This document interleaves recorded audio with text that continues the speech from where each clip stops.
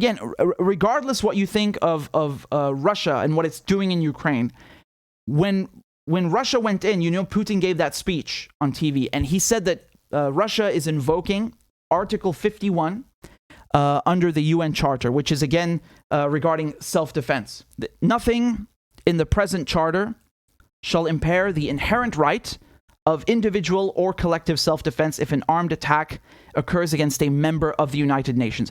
Until the Security Council has taken measures...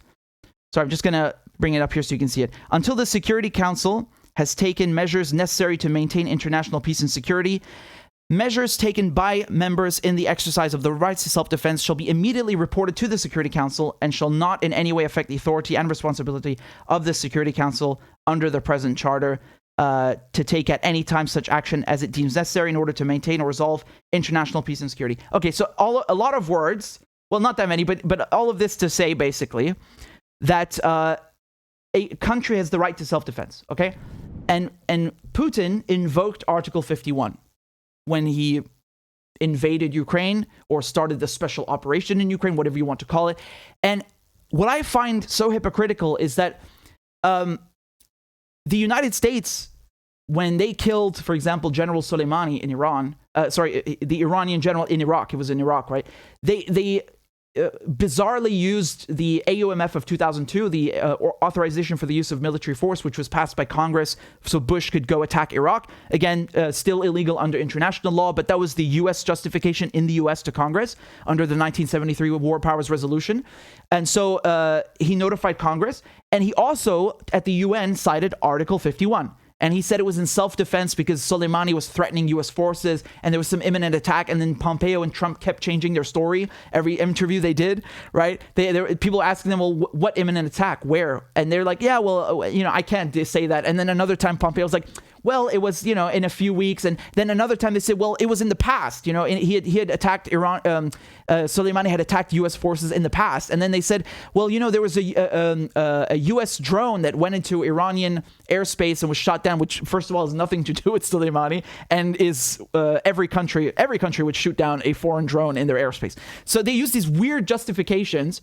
And the special rapporteur, Agnès Calamar, special rapporteur at the UN for extrajudicial killings, looked at that and said there's no justification under Article 51. It's complete rubbish, and it's illegal under international law what they did to Soleimani. So that's one example. Another one is when Biden bombed Syria, right? He says, again, it's Article 51, it was self-defense, and all of this nonsense. So Israel constantly bombs Syria as well, and they say it's self-defense. That's even if they admit to it. Usually they don't even say anything, but they have admitted to some of them in the past. I mean, we know it's them, obviously. And my point here is that almost every other week, Israel is bombing Syria. Israel has been occupying the Golan Heights since 1967. The U.S. bombs Syria. The U.S. kills a top Iranian official, and they invoke Article 51 to engage in all of these, like, what are essentially acts of war. And then when Putin does it, and again, I don't think it's even remotely comparable. I mean, they have used and abused the international laws that they cite, the Americans and NATO. They've abused the UN Charter so much for so many different reasons. It's not even comparable. But nevertheless, it's the principle, right? When Putin invokes Article 51 in self-defense, because he says that the neo-Nazi groups are killing ethnic Russians or Russian speakers in the Donbass region. They said also that there's a bio-weapons threat. That some documents came out today. I'll get to that later. They cited a multitude of reasons. And of course, NATO expansion is something that they've been talking about since before Putin was ever in office. When they do that, when Russia cites Article 51, they say it's an invasion, and they say that it's a violation of international law. Really, is it? Are you sure? Because this is a matter that should be left up to international scholars. Because if the U.S. and the Israelis can get away with abusing Article 51, how the hell are you to come and lecture the Russians about using it or potentially abusing it? What hypocrisy! What utter hypocrisy! I mean, it's just such a clear, brazen, callous example of another double standard, right? International law, we can use it for what we deem to be necessary, but you can't use it, and we're gonna come after you we're gonna come down on you like a ton of bricks when you do. Sanctions and weapons to Ukraine and everything. Wow. I mean, for what the US did to Iraq, there should be not a single American product left on a shelf in any country on earth if we're going to boycott everything American. And we're going to do the same kind of response that you're doing to the Russians now. Christ. Isn't that amazing, right? Isn't that amazing? This unbelievable double standard. The thing is that the Russians, no matter what you think of what they're doing in Ukraine, they at least have a semblance of a justification. They share a border with Ukraine. I'm sorry, but the United States does not have a fucking border with Iraq or Vietnam or Syria or any of these countries. There is no threat. The United States has no actual military threats. None, especially not in its vicinity. And that's why they have the Monroe Doctrine, right? This has been a staple of U.S. foreign policy, that the United States must dominate the Western Hemisphere, no matter what it takes, to make sure that its security is guaranteed. And that they use that to do coups in Latin America, support right-wing guerrillas, overthrow democratically elected governments, commit massacres, train these militias in torture, sanctions, you name it, they've done it. You name it, they've done it. And they justify that because, we're American, we're exceptional. We have the right to security. We need to do whatever it takes to protect our borders and our hemisphere. And when the Russians do it, you start attacking them. What hypocrites! You don't think the Russians also want to protect their own their own backyard, literally their own border? At least they share a border with Ukraine. At least we have actual figures from the UN showing all the people who've been killed. It's not only Russians or ethnic Russians, but it's the majority. It's about 80% in the last 3 years. So at least the Russians can attempt to make a semblance of a justification. And even then, I don't know, honestly, it's best to ask an international, a lawyer who specializes in international law, if Russia really, really can invoke Article 51 in this case. Because at the same time, there's Article 2, Paragraph 4, which guarantees the sovereignty and territorial integrity of every UN member state. That includes Ukraine. You can't deny that.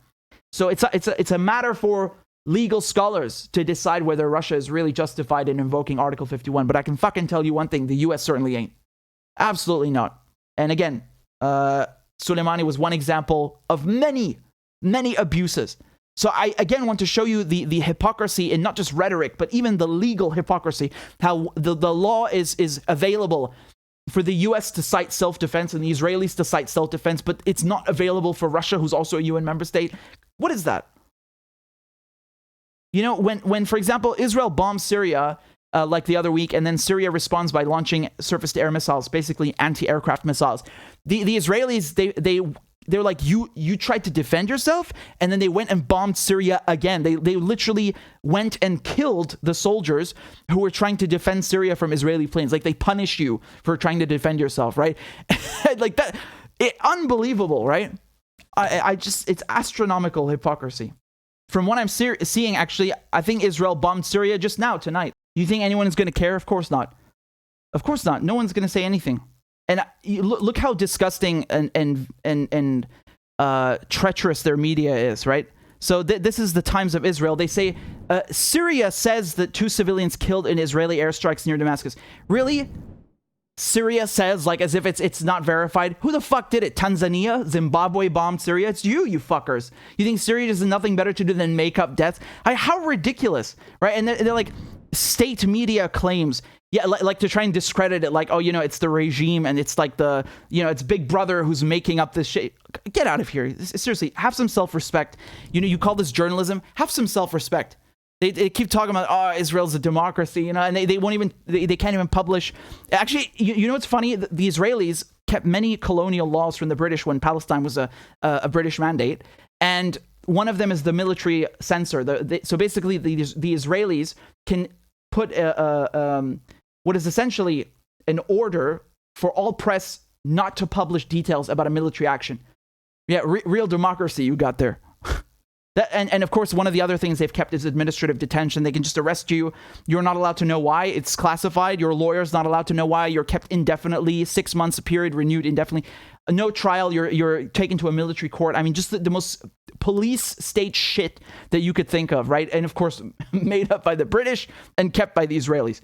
I digress, but again, it kind of proves my point. Do you think anyone is going to care about these 2 civilians that were killed in Syria? If 2 Ukrainian civilians are killed, the whole world weeps for them. Great, that's justified. I it's good to have empathy. But what about Arabs? You think it's normal? Oh yeah, they're always being bombed. It's okay to have war there.